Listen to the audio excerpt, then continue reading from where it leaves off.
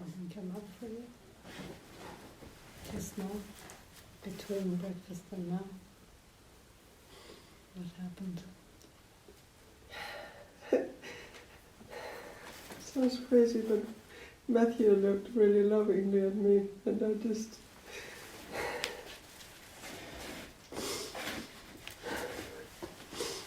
It looked like what you did yesterday. I just feel this...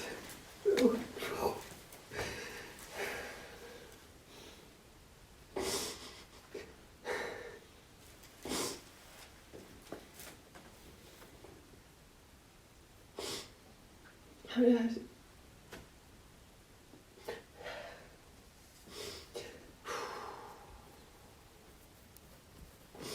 feel the same with the... It's like, I just can't have it.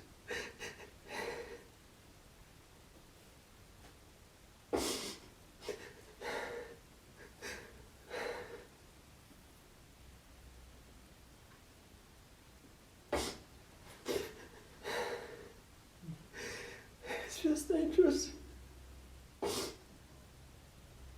What's the danger?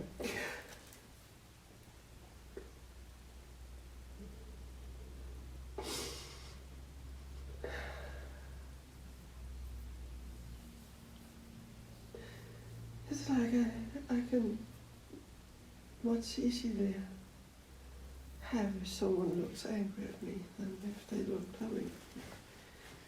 And I don't know, I've had, after yesterday, and even before when you just kept looking me in my eyes, it was up just before the retreat. I had this kind of thought of how am I going to handle this, and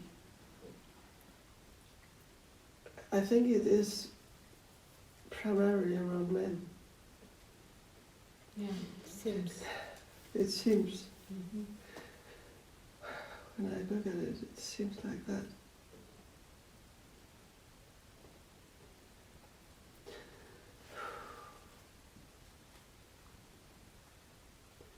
It's just like 10 red alarm Looks lights. like something bad's gonna happen. Getting, yeah, I just want to disappear. Mm.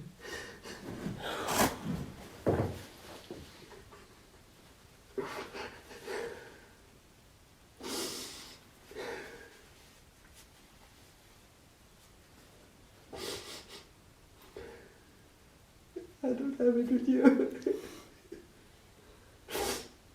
No, I did not think so.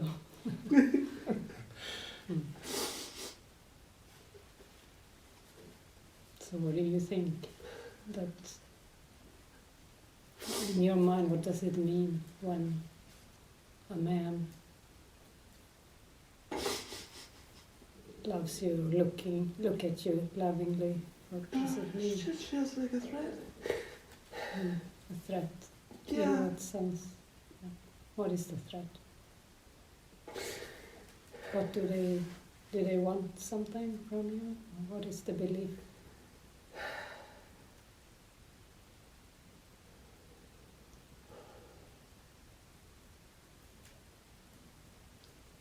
Or is it can turn from love to hate? What does it mean? I think it might be something like that. It's something about not trusting it. It's like, it can't be true. Like men can get angry Yeah, and violent. yeah.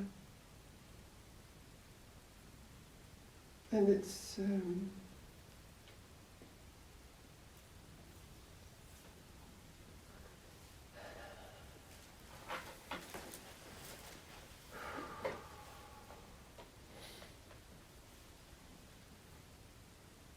I don't even want to go around that right now.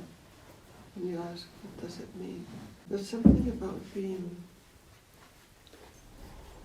revealed, but also triggered. Not triggered, tricked. Mm. Tricked. It's not safe to take it in. Mm.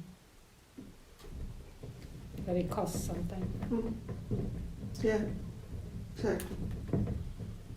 It's like, yeah,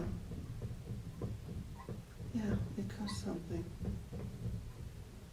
So it's more safe for me to push it away and avoid it. Yeah.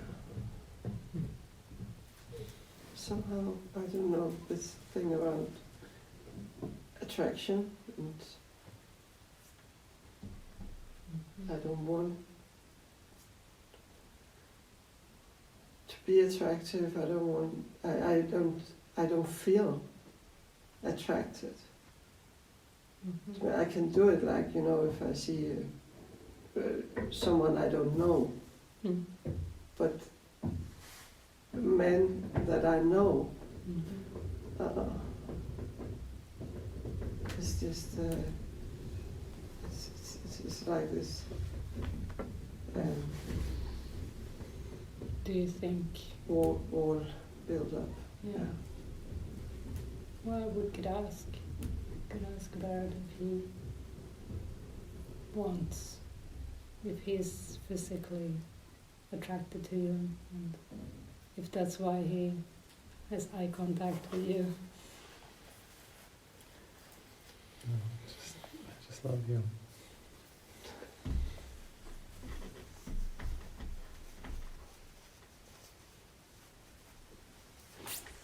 And we can ask Matthew, do you want physical interaction? I just love you as well.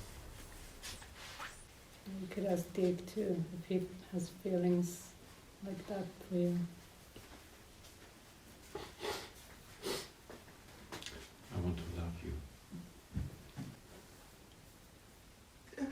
I think I have this idea that there's conditions in it. Mm. Yeah. Yeah, that it costs something. Yeah, it's gonna cost me.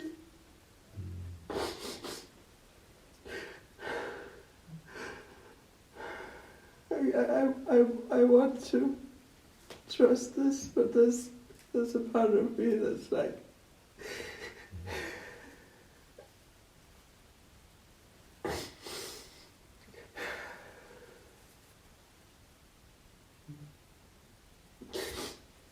kind of cynical part, I think.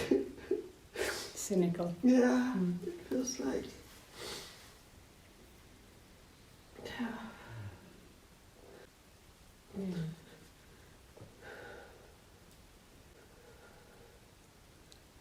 Well, I think you're in for a process, in for a ride to heal this.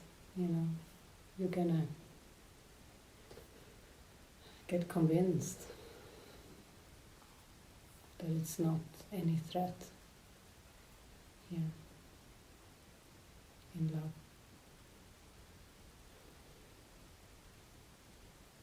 Even right now, maybe part of you can take it in.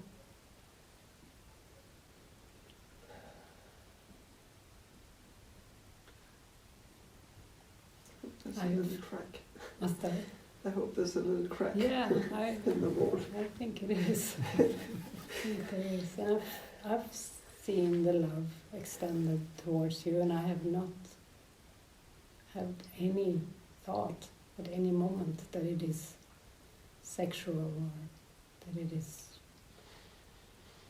scary in any way.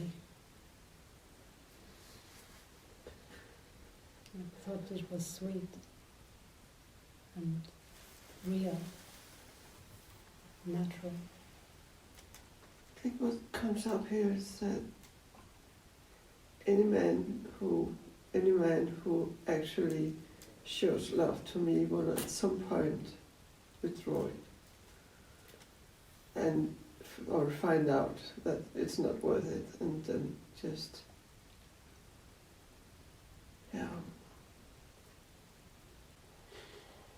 I feel so stupid to say that. That's how it feels.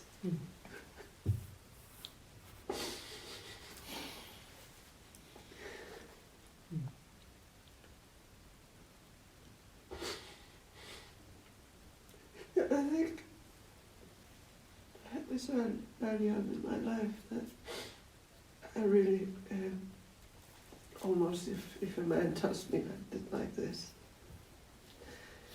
I think I tried to cure it on a form level, to just really allow it, and it's not before now I really feel it so strong.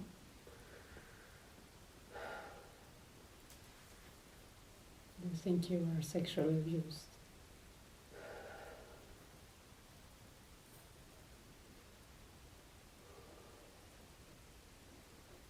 By who?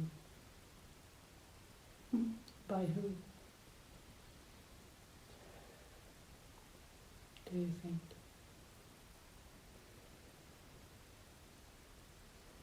The incident when I don't know if it ever happened, but it's had been really strong for me when I might have been 4 or 5 years old, with a stranger in where we lived, who was like, showing himself to kids. Mm. Yeah. I have kinds of memories about it, but not specific. Mhm. I think I was around 11 when I first asked about it, asked my parents if that happened to me. Did they know? They didn't know, but they knew that there had been a lot of talk around someone doing that in the area when we lived that time, Mm. our house I could name. At that time. Mhm. It sounds like you. Yeah. You know. It sounds like you remembering that happened, that he did that to you. I kind of shut it down when I was 11 because it couldn't be proved, So Mm-hmm. I just thought it was my imagination really wild. It feels like you made it into a fearful pocket in your consciousness, packed it away. But it's really been strongly there. Yeah. A couple of years ago it came up strongly for me again, yeah. Mm. Yeah.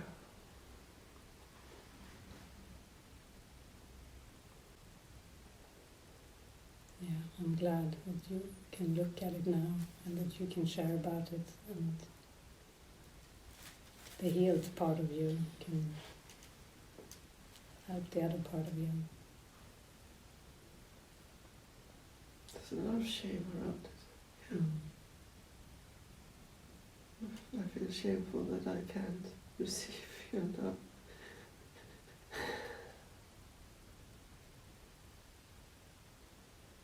Mm. Yeah, and it's okay. It's okay if you feel like you can't receive their love. It's more to do with me, Yeah. It's like this, like you wouldn't give it to me if you knew, if you could see this. Mm.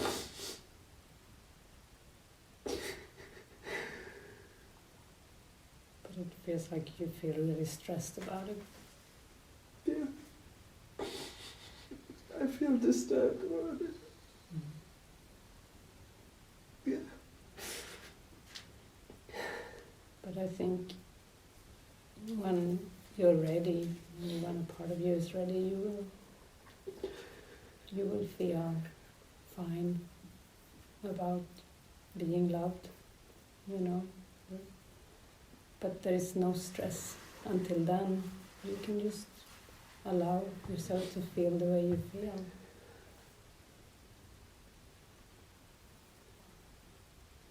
There's no force.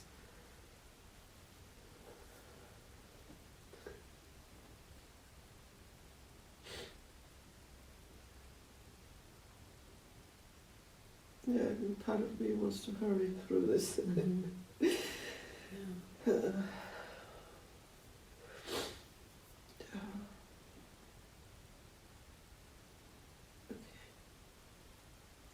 I'm not allowed.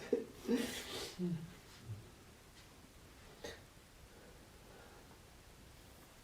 Yeah, it's clearly a trauma from the past. It's not happening here. So it's clearly some unresolved terror.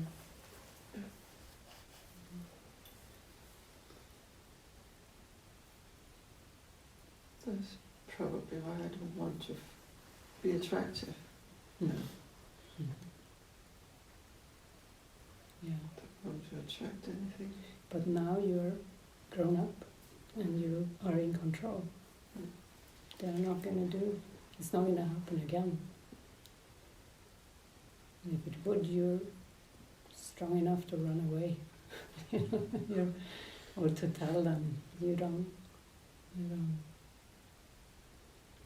engage in that. You're strong enough, and you may need to go in and say in your mind or out loud to this man who did this to you. You may need to tell him off, to go in and protect that little girl who still thinks it's happening. Yeah, and so I've had memories of that I felt so ashamed and so excluded, and I felt ashamed to go back to my family. Mm. It's like, like this mark on me, they're not going to see it. Mm. It was not your fault.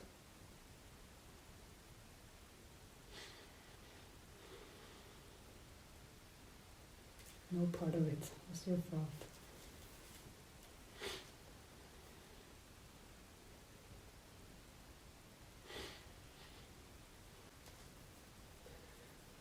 I just want you to feel how strong you are and how safe you are.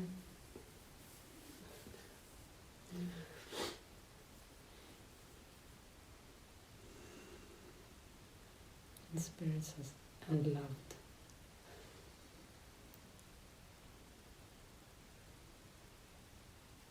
I think it seems like Spirit is using,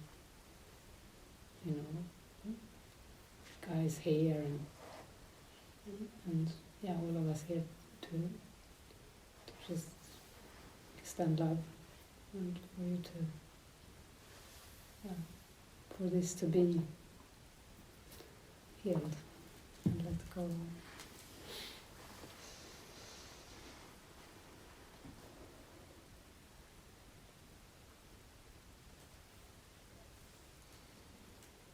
I just had the thought I might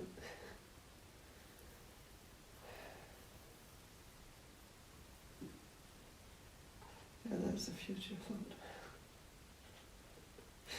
I kind of want to have permission to just stop looking in your eyes if it gets too much. Of course you have. You don't need that permission for that. You can always stop looking in their eyes. And maybe you need to. Maybe you need to play that out. I brought up a lot yesterday, just this short look with you this morning. All right, well, yeah.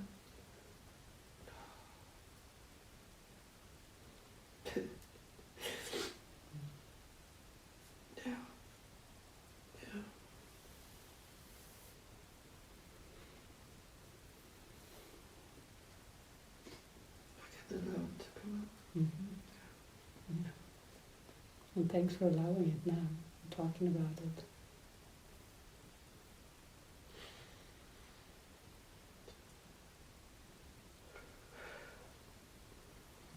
We can allow it to heal just by looking at it together. Thank you.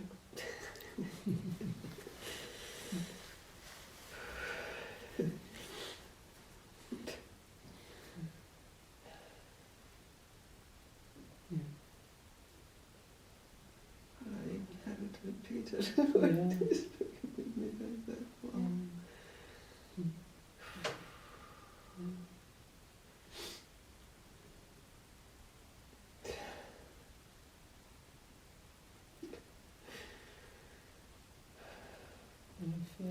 I feel Peter's love for you and the healing purpose of your relationship.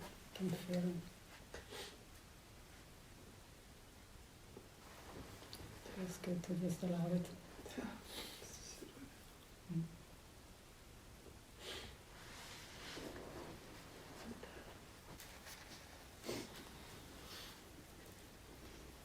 Only the self-accused condemn. What's that?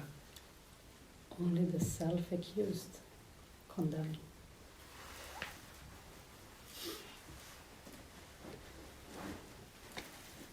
As you prepare to make a choice that will result in different outcomes, there is first one thing that must be overlearned. It must become a habit of response so typical of everything you do that it becomes your first response to all temptation and to every situation that occurs. Learn this and learn it well. For it is here the delay of happiness is shortened by a span of time you cannot realize. So we want to listen to this, because if we can shorten time. A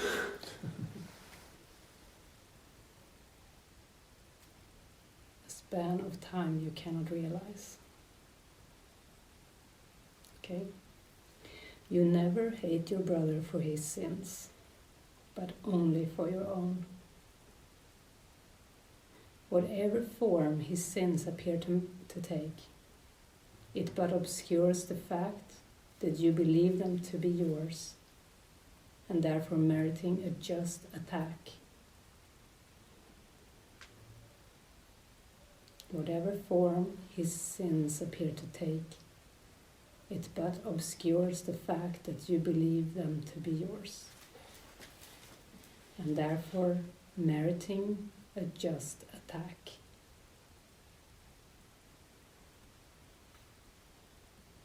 Because realize when you attack someone, when you have attack thoughts, you think you're right. And he's explaining why here.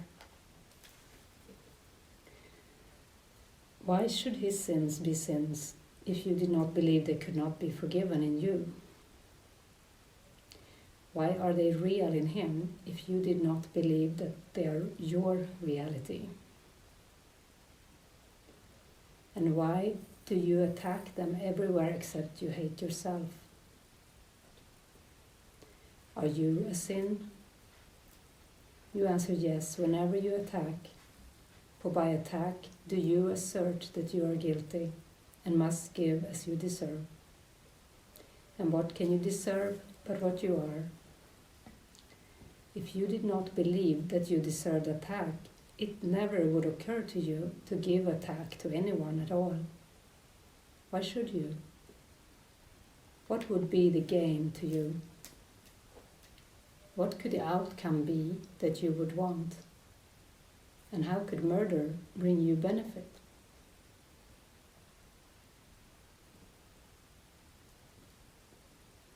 Sins are in bodies. They are not perceived in minds. They are not seen as purposes, but actions. Bodies act and minds do not, and therefore must the body be at fault for what it does. It is not seen to be a passive thing, obeying your commands and doing nothing of itself at all. If you are sin, you are a body, for the mind acts not. And purpose must be in the body, not the mind. Then, the body must act on its own and motivate itself. If you are sin, you lock the mind within the body, and you give its purpose to its prison house, which acts instead of it. A jailer does not follow orders, but enforces orders on the prisoner. Yet is the body prisoner, and not the mind. The body thinks no thoughts. It has no power to learn, to pardon, nor enslave. It gives no orders that the mind needs serve, nor sets conditions that it must obey. It holds in prison but the willing mind that would abide in it. It sickens at the bidding of the mind that would become its prisoner. The body sickens at the bidding of the mind that would become its prisoner. And it grows old and dies because that mind is sick within itself. Learning is all that causes change, and so the body, where no learning can occur, could never change unless the mind preferred the body change in its appearances to suit the purpose given by the mind. For mind can learn, and there is all change made.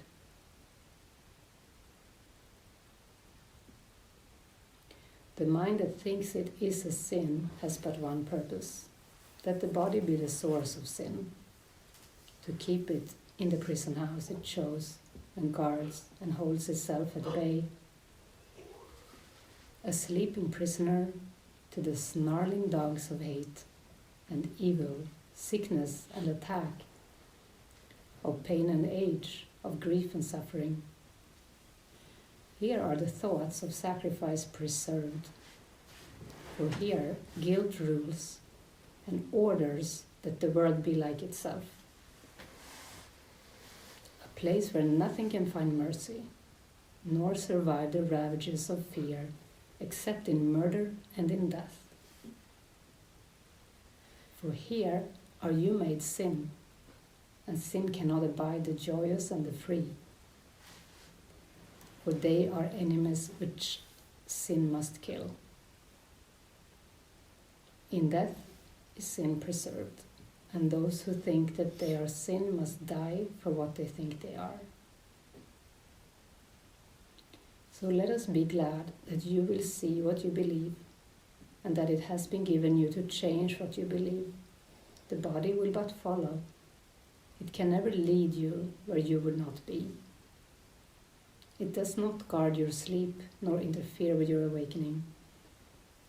Release your body from imprisonment, and you will see no one as prisoner to what you have escaped. You will not want to hold in guilt your chosen enemies, nor keep in chains to the illusion of the changing love, the ones you think are friends. You will not want to hold in guilt your chosen enemies, nor keep in chains to the illusion of a changing love, the ones you think are friends. So even the special love he is addressing here. The innocent release in gratitude for their release, and what they see upholds their freedom from imprisonment and death.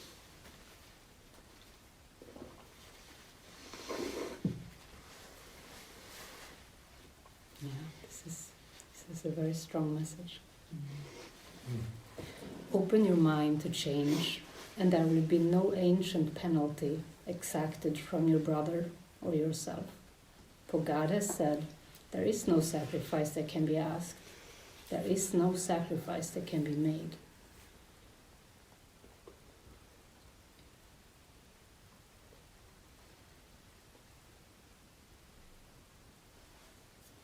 There is a tendency to think that the world can offer consolation and escape from problems that its purpose is to keep.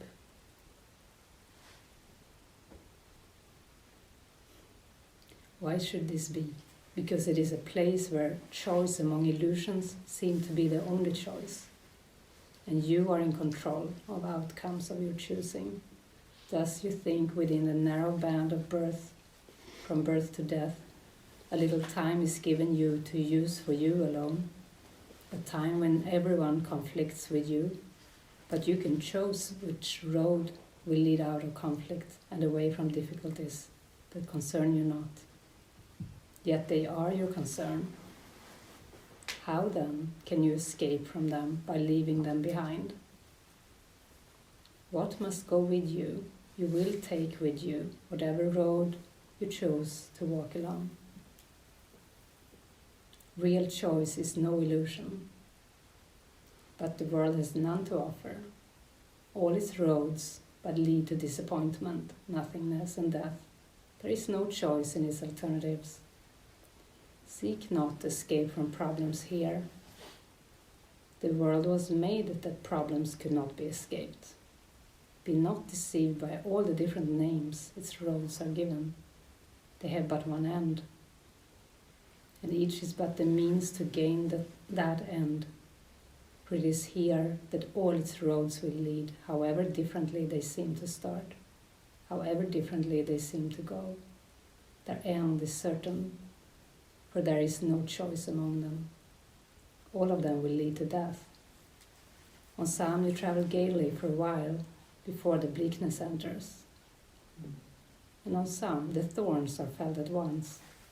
The choice is not what will the ending be, but when it comes.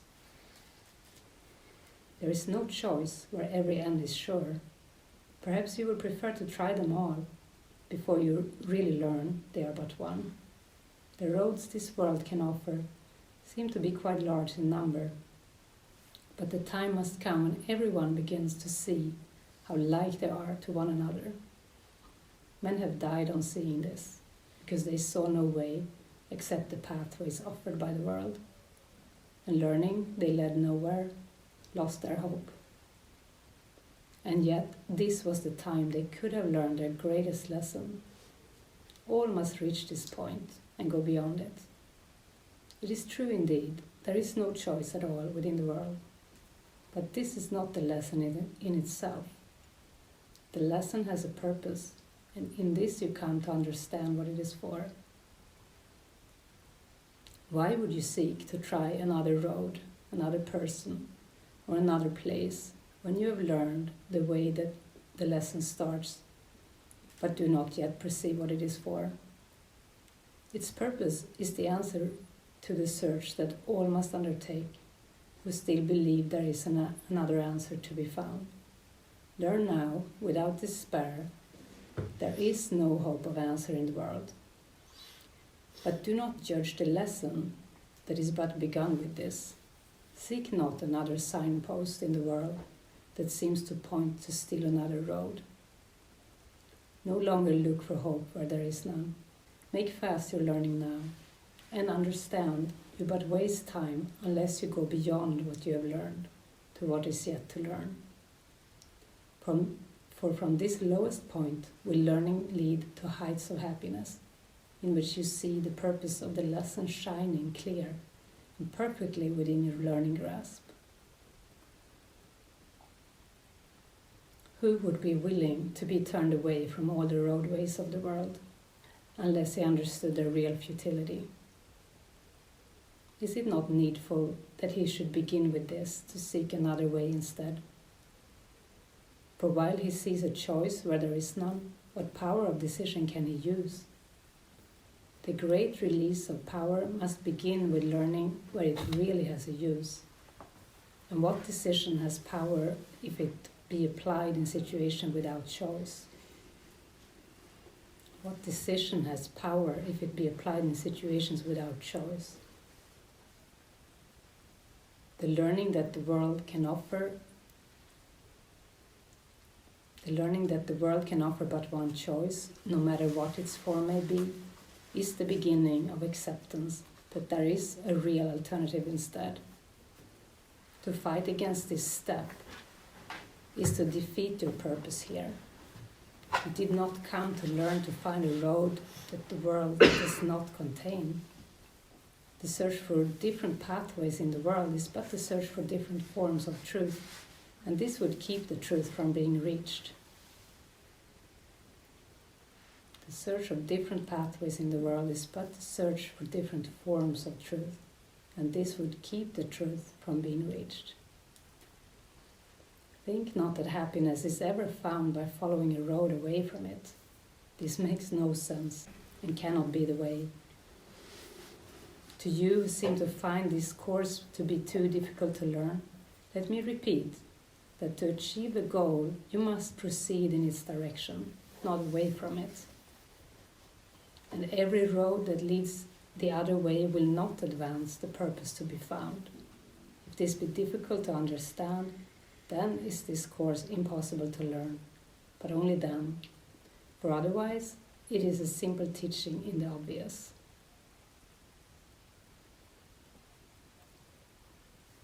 Are you following? That last paragraph, I think, is a little bit difficult to Mhm. follow. Think not that happiness is ever found by following. Oh no, lost.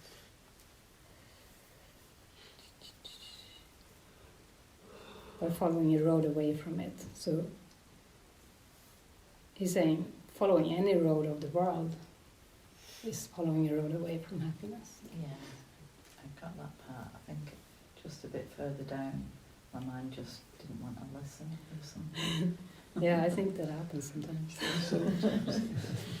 To you who seem to find this course to be too difficult to learn, let me repeat that to achieve a goal, you must proceed in its direction, not away from it. And every road that leads the other way will not advance the purpose to be found. If this be difficult to understand, then is this course impossible to learn, but only then, for otherwise it is a simple teaching in the obvious. There's still a bit of me that's resistant now. Mm. And that's Like, the did I only really hear it? right. That would be the only reason for not understanding it, is if there is a resistance. Like Yeah. the course is difficult to learn. Mhm. But it's simple. It's just saying the same thing. But every road that leads the other way will not advance the purpose to be found. So any testing different forms basically is not the answer. That's what he keeps saying. Yeah. And if that is difficult to understand, then is this course impossible to learn. But only then.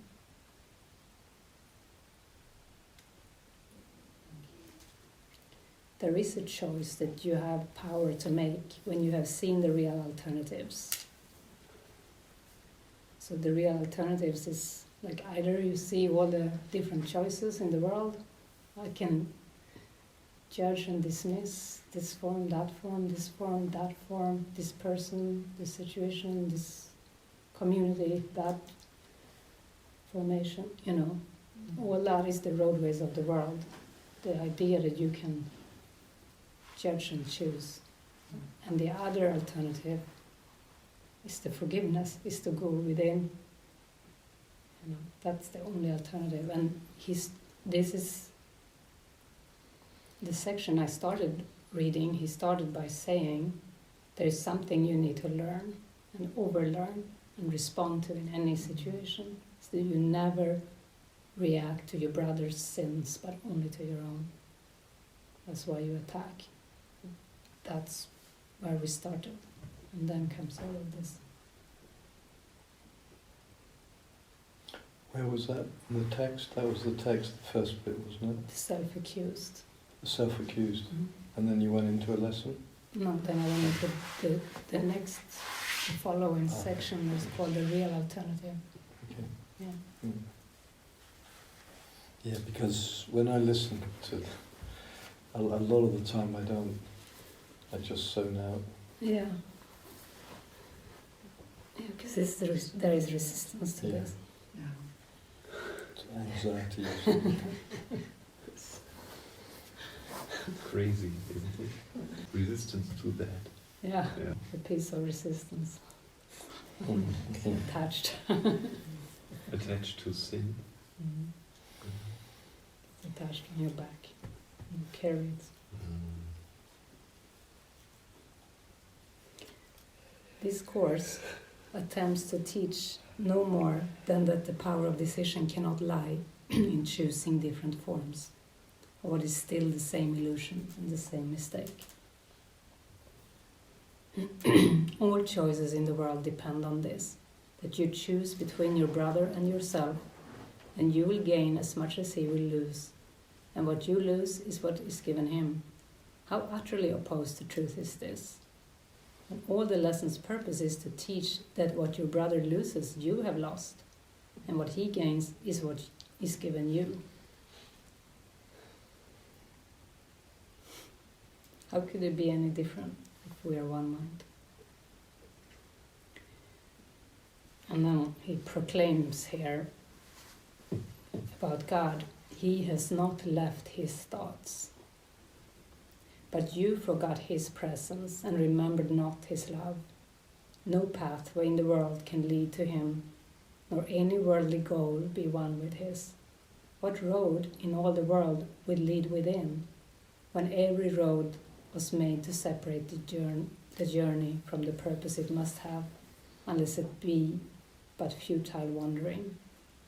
Saying actually, actively every road in the world was made to separate the journey from the purpose it must have. It's good to know that there is no seeking in the world that will lead to any answer. All roads that lead away from what you are will lead you to confusion and despair. Yet, has he never left his thoughts to die without their source forever in themselves? He has not left his thoughts. He could no more depart from them than they could keep him out. In unity with him do they abide, and in their oneness both are kept complete. There is no road that leads away from him. A journey from yourself does not exist. How foolish and insane it is to think that there could be a road with such a name. Where could it go? And how could you be made to travel on it, walking there without your own reality at one with you? Forgive yourself your madness and forget all senseless journeys and all goalless aims. They have no meaning. You cannot escape from what you are. For God is merciful and did not let his Son abandon him.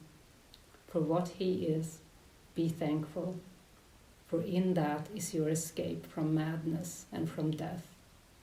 Nowhere but where he is can you be found. There is no path that does not lead to him.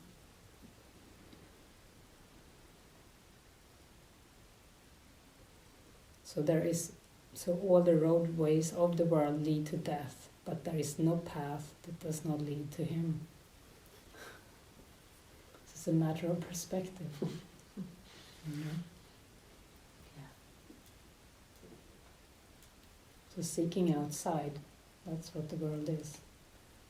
All of that would lead to death.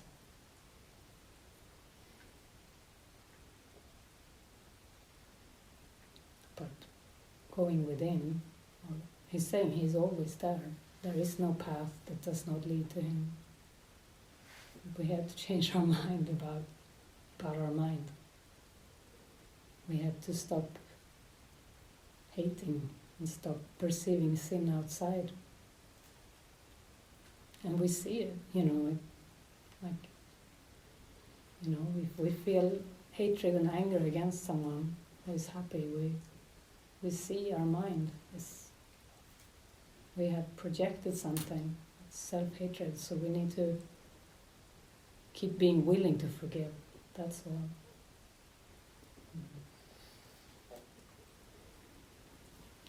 And there is a lot of things we can look at in our minds. There is the face of innocence. There is the being a victim all the time.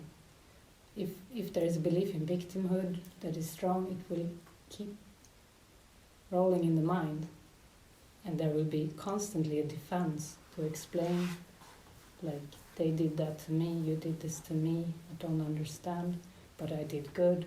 There will be this defensiveness, but that just comes from the face of innocence that covers up the deep self-hatred. So it's like one of the first steps is to keep releasing the victimhood.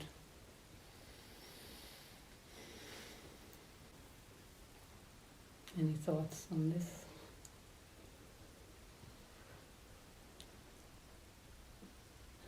It's good. two different parts to it, and it's like yesterday when it was like, I've got to escape, but I have to escape me. And like, there's no escape. There's either the road ways of the world, which just leads to roaming around the world in that state. Just takes you to Ventabaja.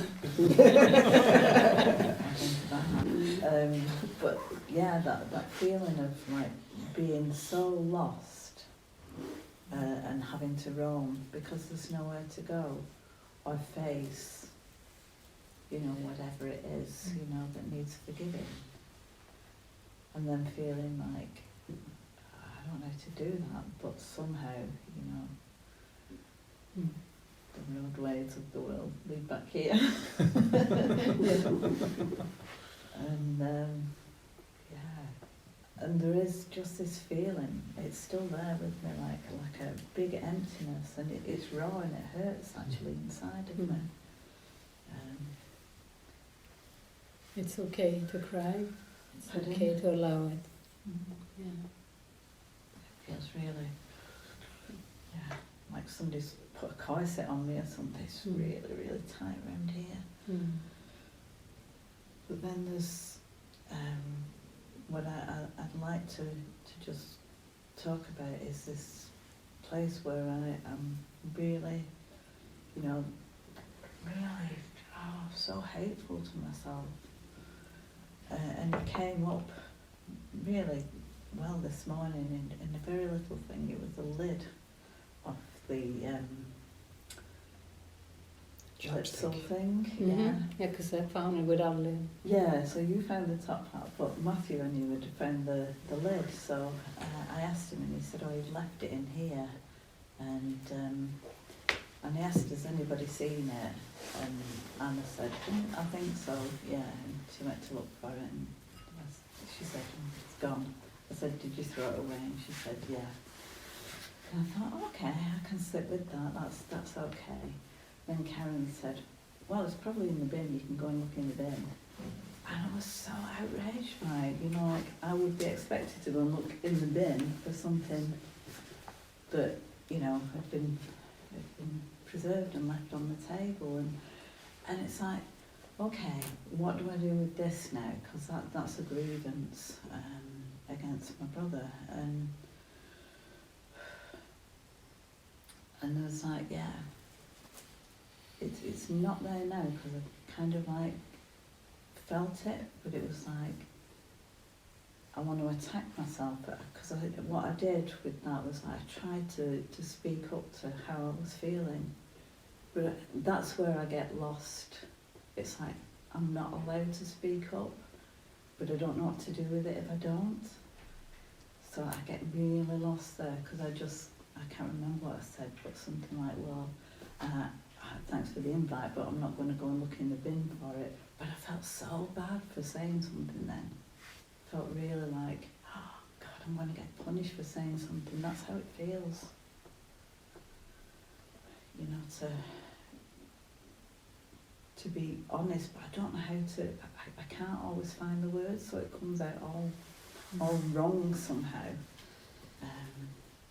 And that's where I kind of get really, really stuck. It's like, so I'll either suppress it or I'll say something that sounds horrible, but I don't know the middle ground. Yeah, so this moment is key. This moment when it happens, so in this case, the moment when Karin said you have to look in the bin, and you felt this attack or this. Yeah. So that's your moment when you do have the power if you join with the Holy Spirit in that moment. You know, this is where you get lost. Yeah, right in that moment. Yeah. It's like, I don't know what to do. Mm-hmm. You know, because there's like, you should be able to sort of like, you know, like just say how you feel and let it go. Mm-hmm. Yeah. Yeah.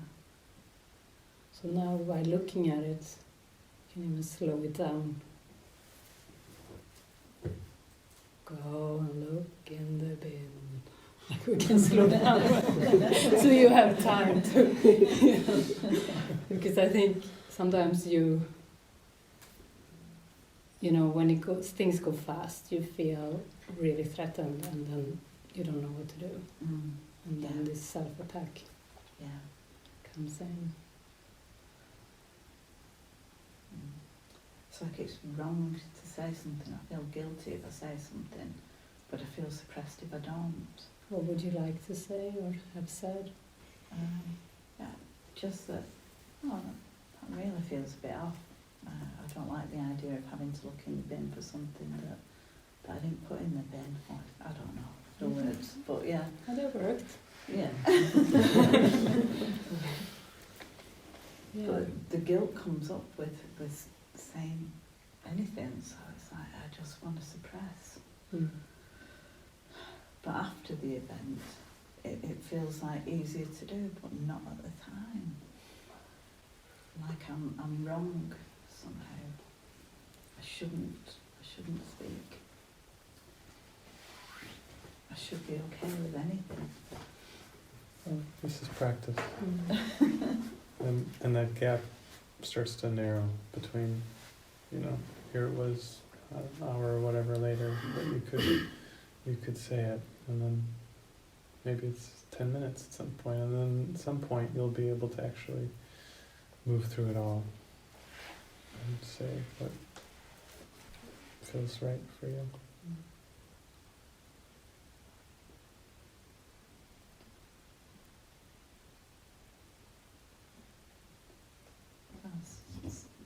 So it's like, just being with spirit in that moment and seeing what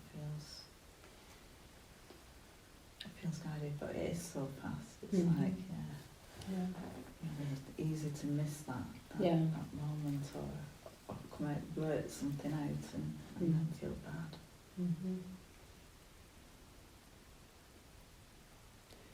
Yeah, and you're onto it now. I feel you can allow yourself to even say, wait a minute, what just happened here? And be with it for a minute when you notice. Because that would be a joining with Karen and rather than trying to be right or trying to get a point across or something. Or anybody else, of course. Yeah, maybe next time say, okay, let's do it together. Take your hand. You dig, I dig.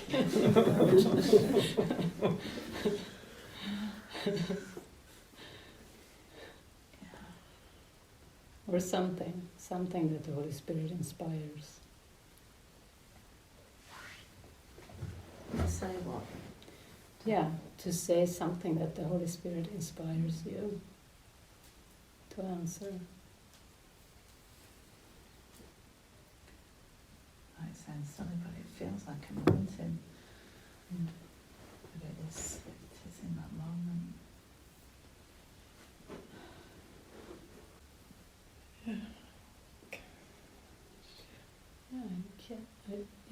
I just want also to see there may be more to it. There may be aspects here,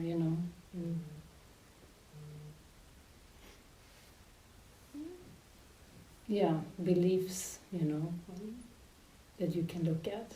Why did you react? Why did you feel this way? What did you hear? Did you hear you're not worthy to have your lid? You are, what did you hear in this? So it's good you can get in touch with maybe more things around it. Yeah, I can see that already. It felt like, this feeling that I get sometimes is 2 against 1, like the family dynamics. It's Yeah. like, we'll make sure you know you're wrong. We'll come together and let you know you're wrong. That kind of feeling. That sounds awful. Yeah. So if you try to say anything, then there's a lot of, it's better to say nothing. Then, like, if I ever got rage, then it was like, I was so bad. And that'd be, go and get sent to your room and... Well, that's why you send yourself to your room sometimes. Possibly, yeah, because of, yeah, I do. Possibly, yeah. Go to your room, yeah. After you got leathered on the way. Usually the backs of the legs, if you're trying to run away. You're not into that way, no. I remember that one. The wooden spoon Trish was the same. What was your thought, Anna? Yeah, it was just a tiny little thing. But I heard Anne's expression of not feeling that it come out right. And I hear someone else can do that, and feeling attacked. Like Anna can do that. Anna can go and look for that. Because I had obviously thrown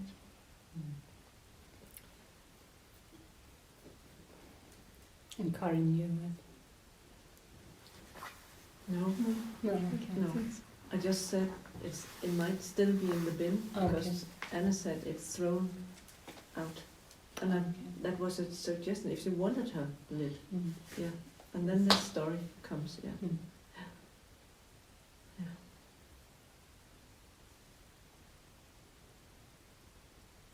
So you felt like a sting Yeah.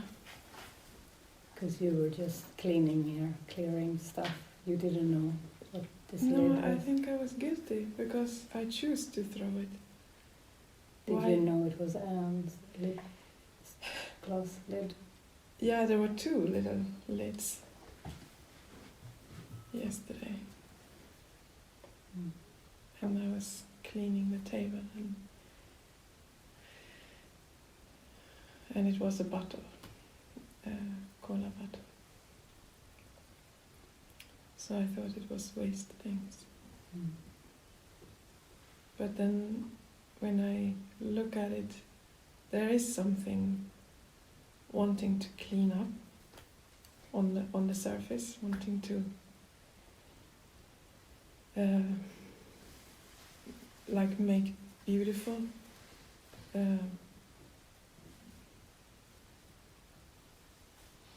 Yeah, but that might be a very pure part of you that wants to clear the clutter and make it for its purpose, make it clear and clean. Yeah, I wouldn't think there is something wrong about that. no. But it is easier. It's easier to go on the surface and want to bring in order or than looking at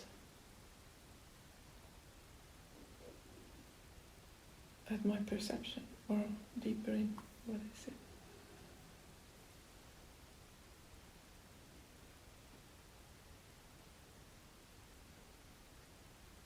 What do you think you need to see deeper in?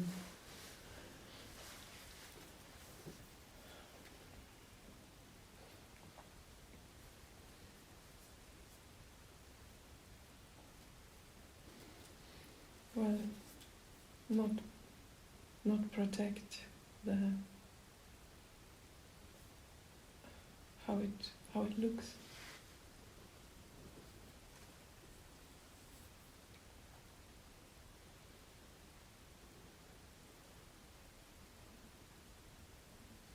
Do you Or think? not Yeah.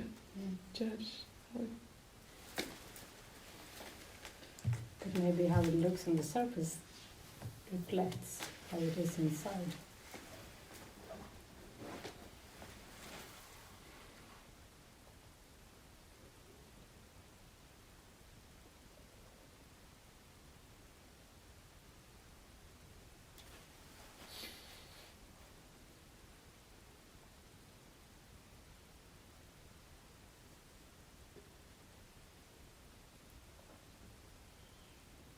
think you did right. You cleared, like, feel your innocence.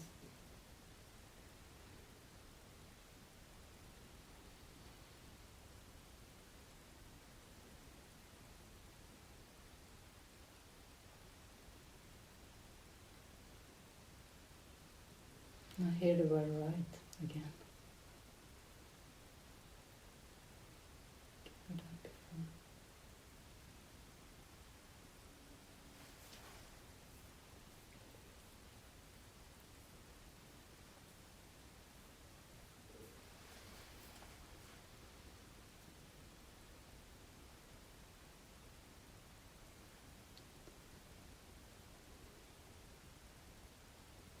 Then I want to play you a song.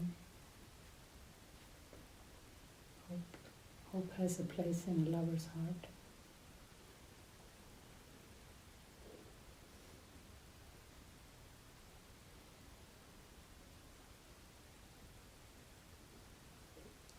You want to hear it? Yeah, when you say that, there is a memory or a point where I've seen the hope go, and being terrified that I see what it's going. I don't feel this hope.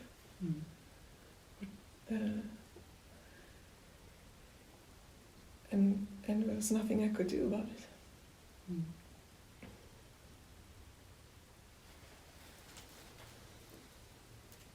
That's the belief in death. Yeah, that seems too difficult to. So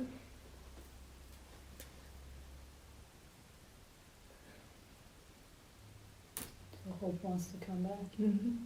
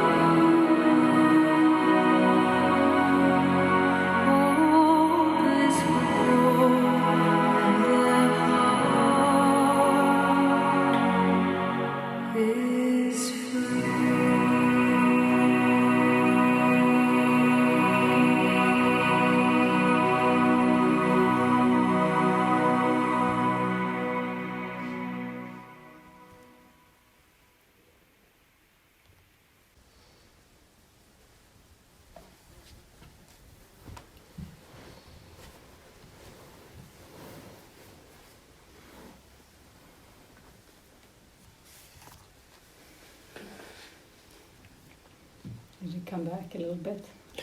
You want results. I love clear, helpful results.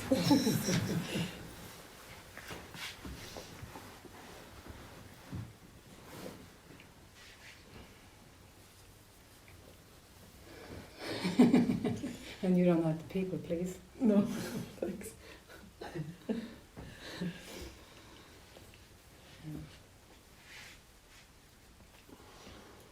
And yeah, Anne had some self-attack coming up, and she thought she was ready to send herself to her room again because, yeah. And I want to just share some lines from the course that can be helpful. Say then to your brother, I give you to the Holy Spirit as part of myself. I know that you will be released unless I want to use you to imprison myself. In the name of my freedom, I choose to release because I recognize that we will be released together. So will the year begin in joy and freedom. How suitable.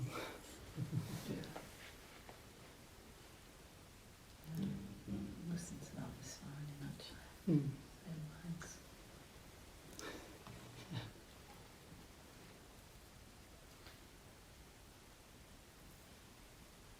This is the time in which a new year will be soon born from the time of Christ. I have perfect faith in you. Actually, it's not soon, it's now. So. I have perfect faith in you to do all that you would accomplish. Nothing will be lacking, and you will make complete and not destroy. So the interpretation, that's the thief, the interpretation of things. Yeah. So, I'm not sure I get. I can see what I do. It's like as soon as you say you're right, that makes me wrong, and that's was played out in my childhood so much. It's like it's still there. So, but that's why I'm angry. It's like, yeah. Because in my mind, you're not wrong at all. I was wondering what's going on over here.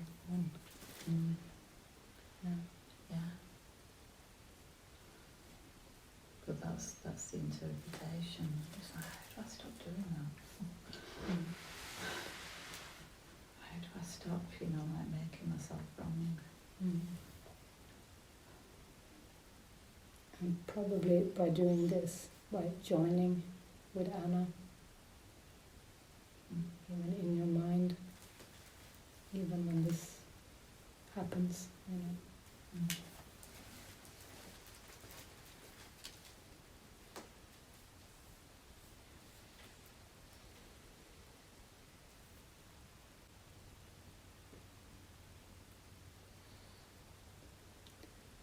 It feels like Anna also makes herself wrong, very harshly. I'm just working on the surface. I shouldn't have done that, or something.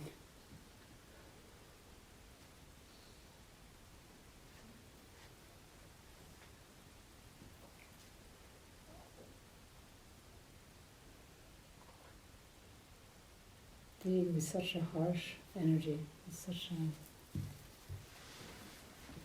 attacking bastard.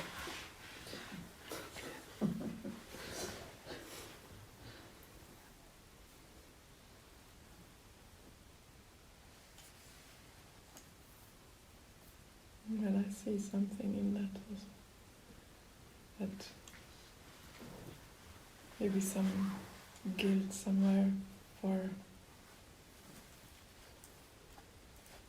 what it looks, or what I believe that others are doing the hard work, or that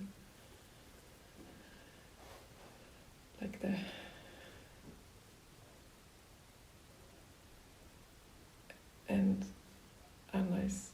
gliding by and causes reactions of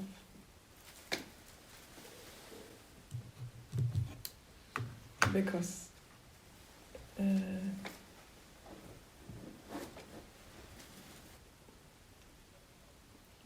want things to look good or be good. Maybe only want to see the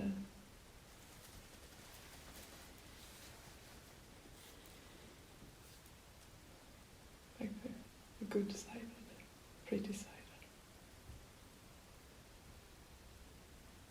You don't just believe want to it? be harsh on yourself. Yeah. I don't believe it.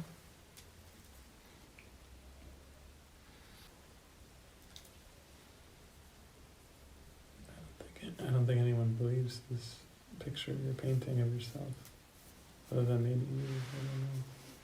Maybe I'm not coming to the core belief there.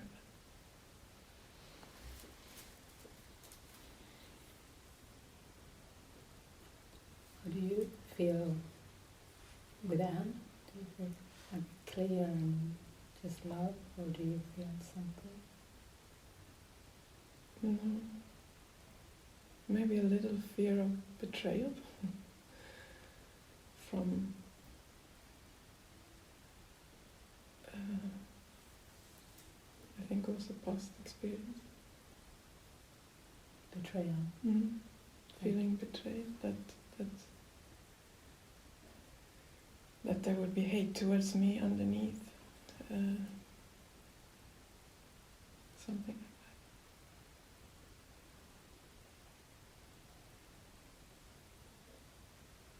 Do you deserve that? Do you believe you deserve something like that?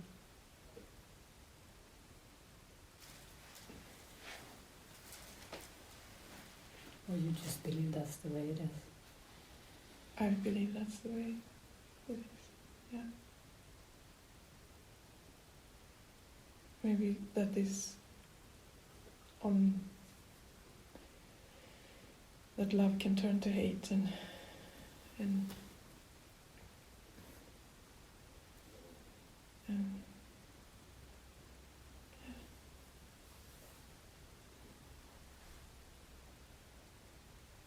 that it is a little dangerous to love them.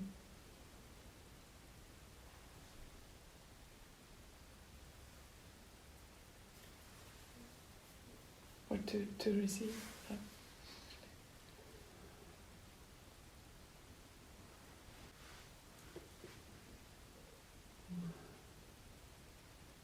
Well, it's good to see these subtle or not so subtle beliefs. And maybe something like that came up while you were shopping, at the end of the shopping experience. This end of the shopping experience. That's maybe Anne's, I don't know. No, I didn't have anything end of the shopping, but No.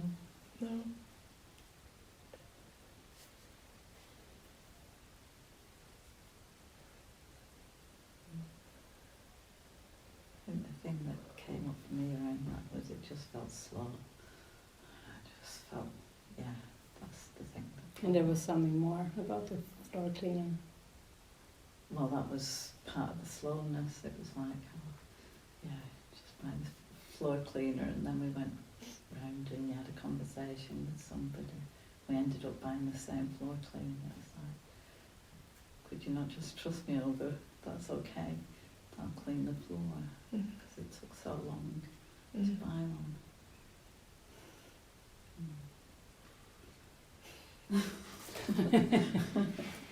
It's like, I'm so tired now.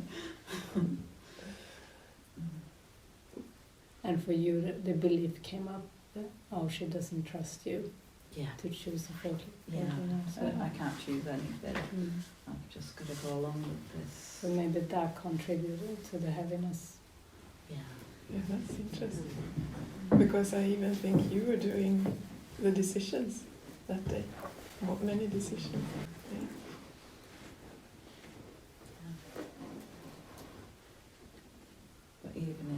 it's like you were making the decision, so it's like, yeah, that's very, you know, not joined. And that's how it felt sometimes. It's like, yeah. I have the final word or something.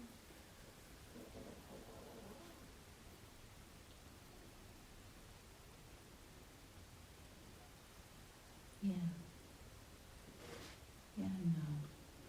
Because sometimes it was really quite flowy and it felt nice, and other times it was like, we need to make a decision, so say this, you know, and you'd agree, and yeah. I don't know. I can't really see any further than that about it. It's just, yeah.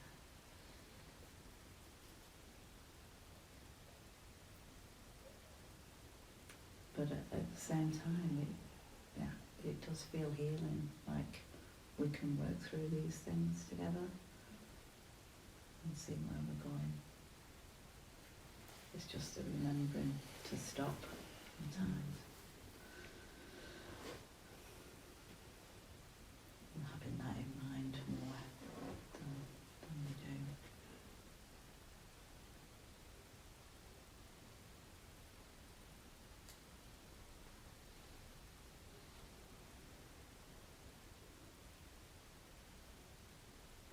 Sometimes I want to go fishing for somebody that I see is like disappearing somewhere.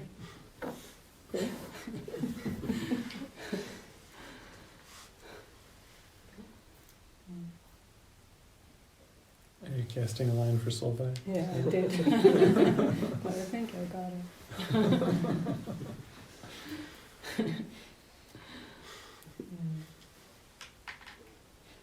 Yeah, this is good. This feels good. How do you feel? Yeah, good. I'm just looking at you and thinking how beautiful you look.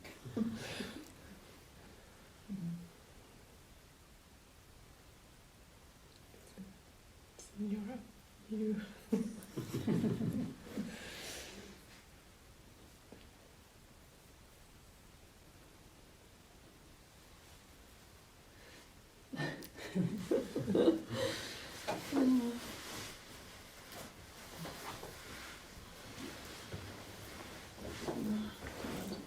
Yeah,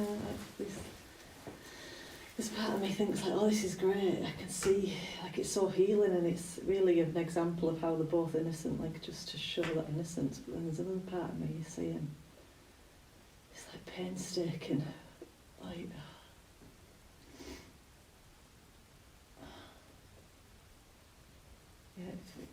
it feels like a lesson for me as well. Like, this is a reason why I don't get still. Because there's something we say like it's so tedious.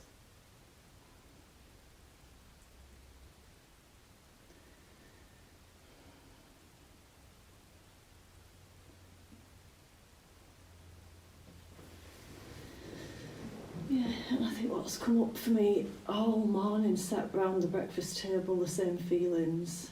Like, I'm not going to share, I'll wait till after. I'm not sharing here, and I don't want to say the same words again, that there's fear, because we're only sitting around the table. And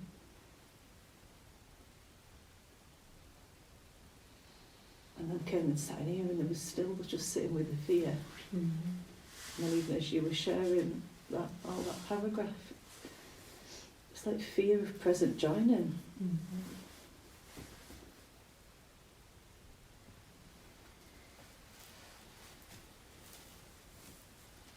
And then seeing how I make myself wrong, like me and Anne joined this morning.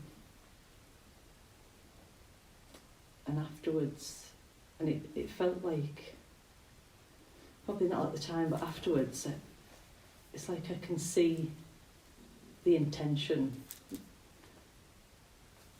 felt a bit like we kind of skirted around the edges a little bit, but the intention was, we basically both wanted to say, like, oh, you're not judging me, are you? And you're not judging me, are you? And you're innocent and you are innocent, and are we good now? But we didn't really say it.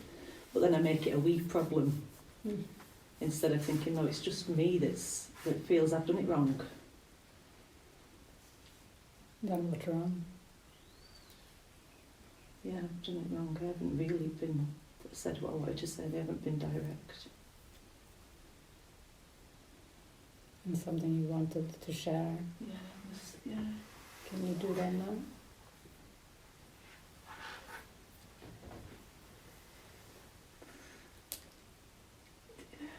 It's shame about admitting the fear. Because Anne got guilt. Anne was angry at something in the kitchen last night. And I do feel in our joining this morning, that's what she was trying to say to me. I might be wrong, but like as if she wanted me to understand and I wanted her to understand. But in that anger, I could see the temptation. It's helpful because I can see this plays out with Gareth probably more than but I could see the temptation, like, no, I'm going to get angry because you don't scare me. You're not going to scare me with this. And it's not even. It wasn't even directed towards me. The anger. It was. So there's some fear, and then that response comes in, like, no, it's like I'm gonna make myself big, and even just the judgment, because then me and Peter joined on the washing the pots, which Anne had started washing the pots. I had kind of had a judgment, like, oh, well, you've got what you wanted, you've made yourself separate now. And even though part of me can see, like, this is just the surface stuff, there's something much deeper underneath, and that's what we joined about this morning.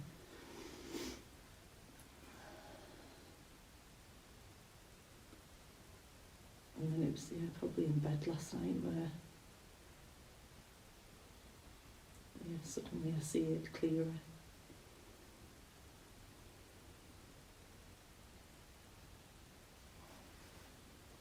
And seeing there's no winners in.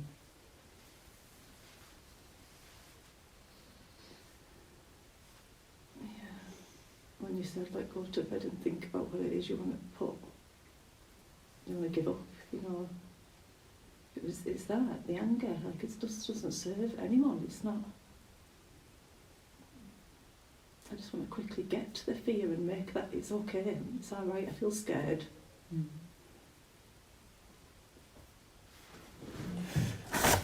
Part of me doesn't like it. I don't want to feel scared, and I don't want to admit I'm scared.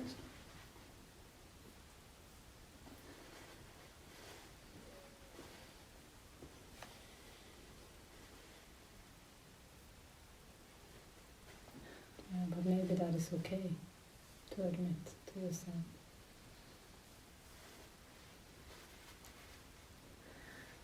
I'm probably seeing now it's like hundreds of opportunities each day and I miss them because of that fear of just joining, just going and saying, can I share? Can we join? Can I share?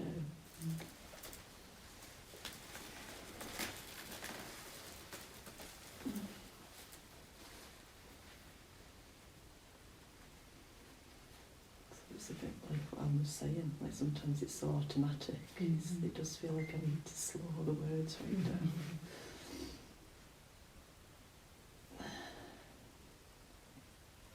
And then not punish myself.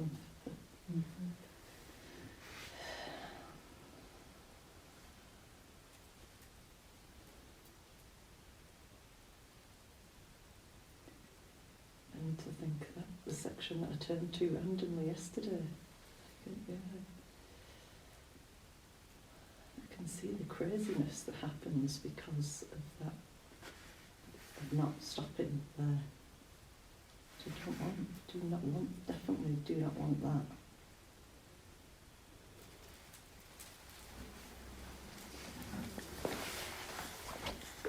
So it's kind of like I'd rather admit I'm scared, but there's some resistance.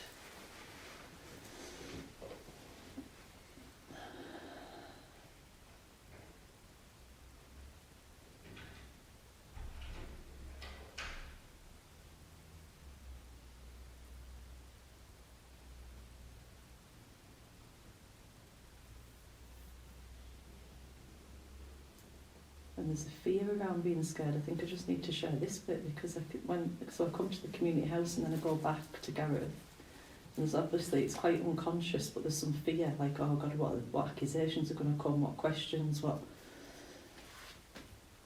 And then I get, like, picky and biting my nails, and then Gareth puts his own interpretation on that, and then I go into this terror, like, oh my God, I'm not even allowed to be scared now, because he thinks it's something that it's absolutely not.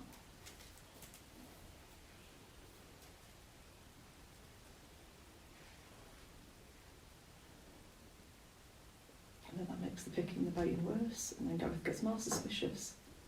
He assumes I'm guilty of something.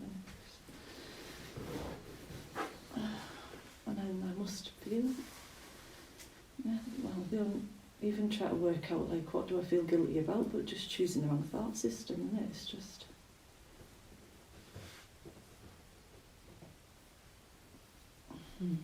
Yeah. Yeah, if you buy into any blame, you will feel guilty.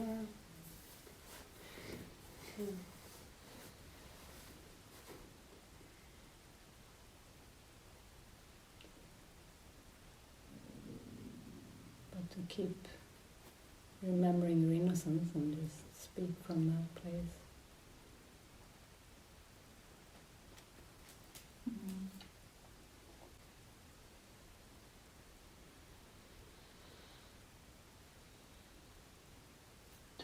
I don't want to delay anymore. I want to do my part with the joining, and I want to... Yeah, doing your part is releasing guilt. Staying in your right mind. Speaking from your right mind. Trusting. Show me. Yeah. I want to know completely that I'm innocent. I can just forward with.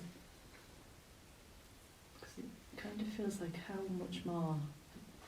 It's the same question that I feel like I've asked over and over. But because I can keep choosing the hatred and I can keep choosing the guilt. And I don't want, when you say like all of those emotions need to come up, all of them, I feel like it's a question for you too. At some point, do you think, oh, this is when this response would come, this guilt, but it's just not there? Because it can't be much more. I feel like I've emptied it out there. Yeah, I think you're pretty clear. I think there are times you have self-doubt, and that's when you kind of fall back into doubt. Yeah, because you have self-doubt. But I think, you can trust this intuition that you have. Yeah. And yes, you said you have fear. You have fear of anger. To look at that, to allow that to come up. To know when it comes up. To know, to pray about what to say in those situations, Talk about it. Call us. We're here. You're not alone. You're not on your own.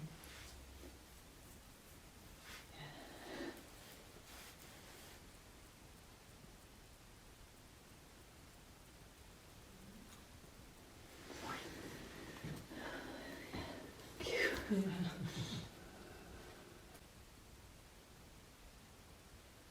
Do you still feel in touch with what you wanted to say earlier, Derek? No. Okay. It wasn't guided. No. Good to learn this. Yeah. And practice. I thought, oh, cool. Yeah.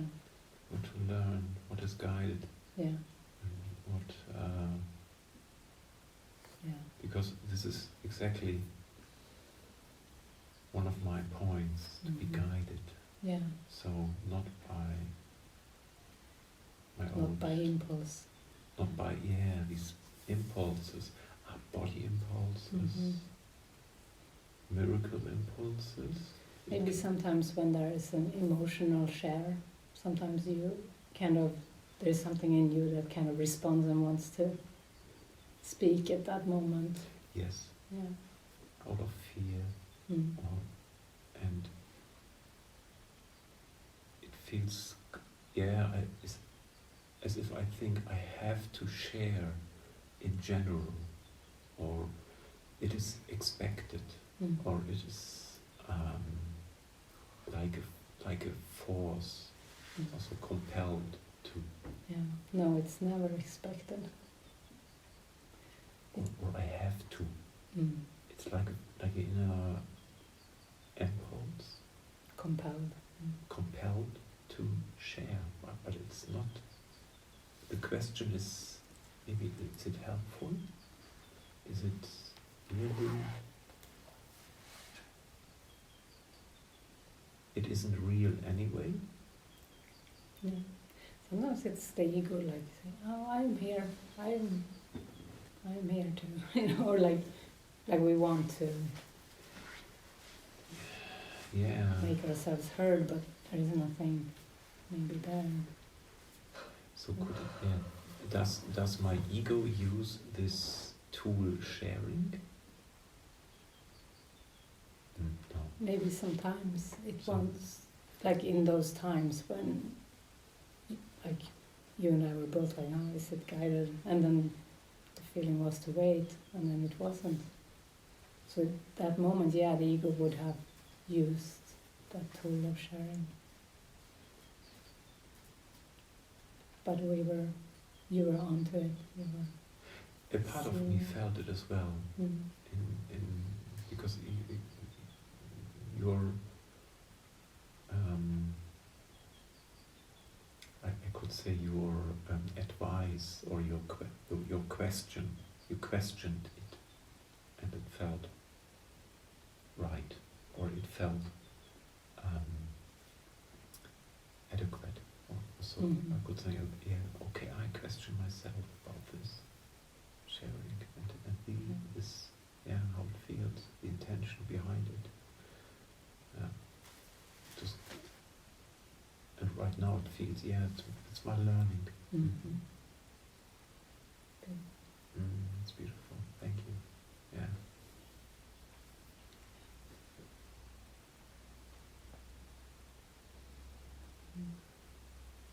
To stop me. Yeah. Okay. Okay.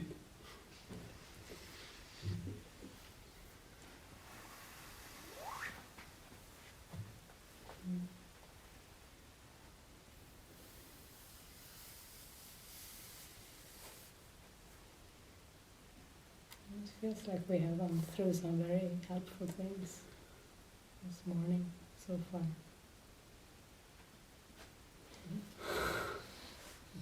Yeah.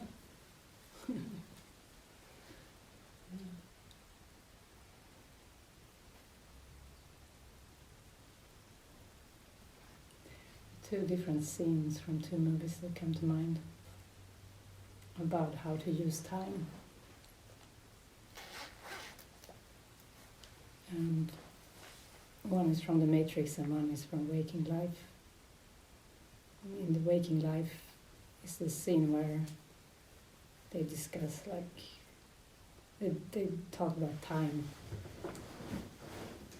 And one is saying, all time is a no to God. Where is this? No, not just yet. And God is offering His love, His escape from time. And then when the mind says, no, not yet. And this is offered every moment. And in The Matrix, when Neo is with the Oracle, and she's asking him, so are you the one? And he's saying he doesn't know. And she's saying, like, it seems like you're waiting for something. Maybe your next lifetime. Because he expects her to tell him, while she's actually waiting for him to realize it.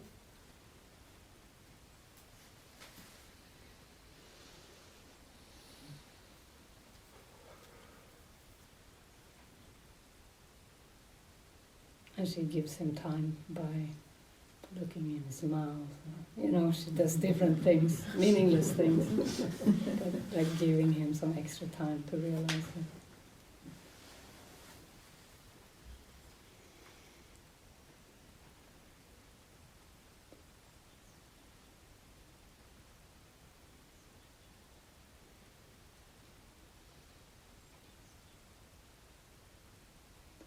Yeah. I think we've done some helpful healing here.